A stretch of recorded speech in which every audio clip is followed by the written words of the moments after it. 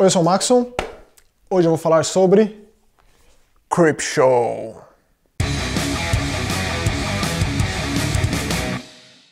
Então, meu especial de Halloween um pouco atrasado. Eu que já fiz um especial de Halloween falando sobre Halloween, a franquia de filmes, o personagem em outras mídias onde ele foi parar, o remake e tal, convido você a assistir. Uma coisa meio antiga já, mas mostra bem como... Não como era e como é o canal, é mais a minha evolução, né? É eu como pessoa aqui, como eu consigo, sei lá, às vezes exteriorizar melhor uma ideia. Mas agora é mais homenagem ao Stephen King, com esse quadrinho maravilhoso, lançamento da Dark Side, que é basicamente aquele filme de 1982. Todo moleque que era fã de terror nessa época, eu fui assistir, evidentemente, eu sou de 85, eu fui assistir o Creepshow anos depois, mas eu lembro quando eu tinha uns 9, 10 anos, quando eu assisti isso aqui pela primeira vez.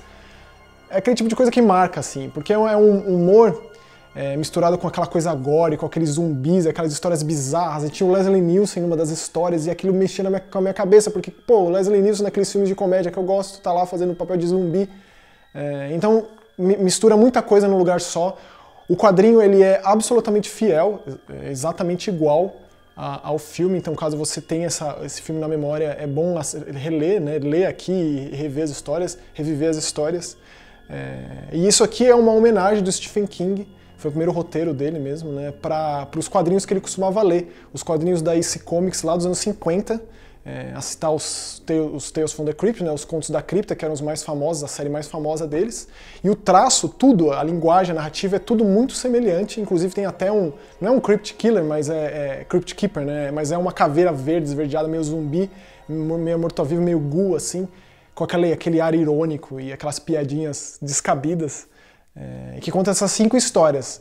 Eu não sei qual eu gosto mais, pra ser muito sincero, eu gosto muito da Vingança Barata, que tem esse nome maravilhoso em português, das baratas que atacam e matam aquele ser humano desprezível e milionário. E tem também a do Stephen King, né, que é uma das primeiras atuações do Stephen King, ele faz uma dessas histórias, no caso dos curtas, que é daquele fazendeiro que toca um meteorito que cai na propriedade dele, e aí ele se transforma em uma planta. E o curioso é que o desenhista, o maravilhoso desenhista dessa HQ, ele foi o primeiro desenhista do Monstro do Pântano. E se você pega o Stephen King, o personagem do Stephen King, quando ele se transforma num homem-planta, é muito semelhante ao Monstro do Pântano que a gente veio conhecer aí depois em muitas, muitas histórias maravilhosas.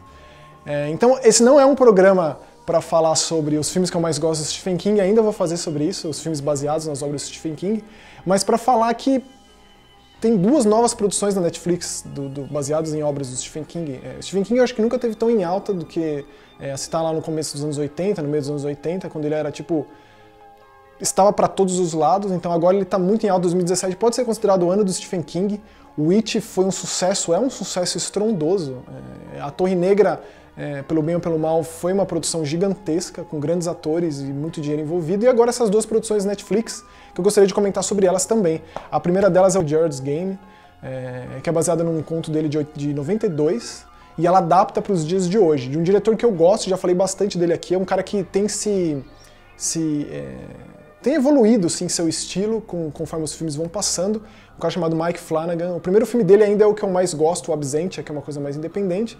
Depois ele foi para grandes produções de estúdio, como por exemplo o Oculus e o próprio Netflix, que produziu o Rush, que eu já falei sobre esse filme aqui, O Sono da Morte e agora esse filme novo dele, baseado no conto Stephen King.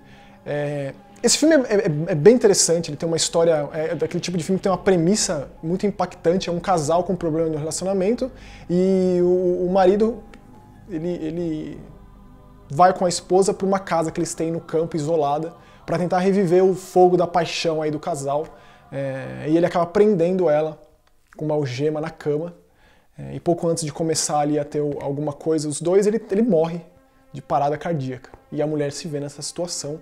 E é um filme de 90 minutos dessa mulher tentando... O que ela vai fazer? Ela não tem como escapar daí. Não tem ninguém que vá até lá. E é um filme que lida ela tem vozes ali, né? Tem a figura da mulher, dela mesma, mais concisa, consciente, e a figura do marido ali, que também conversa com ela. Então é como se a gente tivesse nessas 2 figuras as formas das vozes da cabeça dela. Fora isso, existe uma terceira figura ali, que é uma monstruosidade. que é citado como Moonlight Man, mas na obra original era o cowboy espacial, que é uma figura monstruosa que surge na primeira noite dela, ou nas primeiras noites, e que fica aquela dúvida de ser real ou não, o que diabos é esse troço que aparece lá, e ela fica aterrorizada. E essas duas vozes na cabeça dela vão confabulando e formando planos, confabulando planos para que ela consiga escapar. E aí tem a figura de um cachorro que invade a casa e muitas outras coisas que desembocam ali num terceiro ato capenga. Infelizmente, esse é desse tipo de filme que tem uma reviravolta final brutal demais, assim. Eu não gostei do final desse filme, eu acho que ele tenta se resolver em pouco tempo e ele tenta surpreender rápido demais. Talvez se a gente tivesse mais tempo pro filme contar isso. Eu não li o livro, eu só li essas diferenças e conversei com pessoas que leram.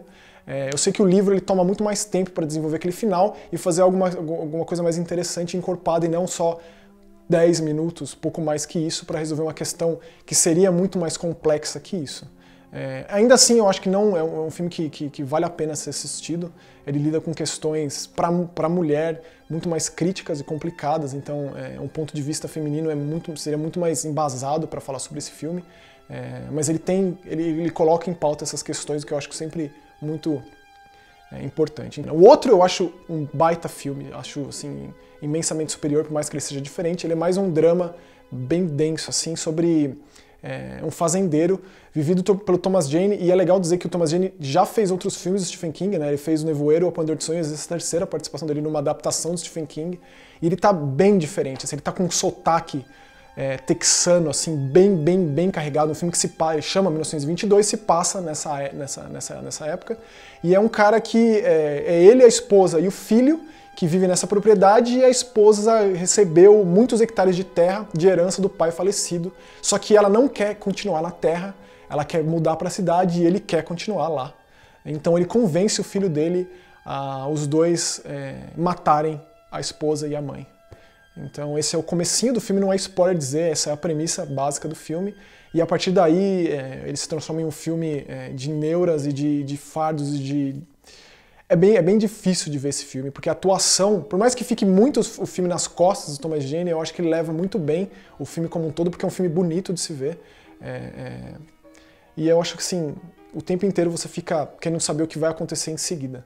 Como ele vai lidar com o que o peso desse ato causou na vida desse cara, e especialmente na vida do filho dele. A atuação do filho não é lá grandes coisas, o que é uma pena.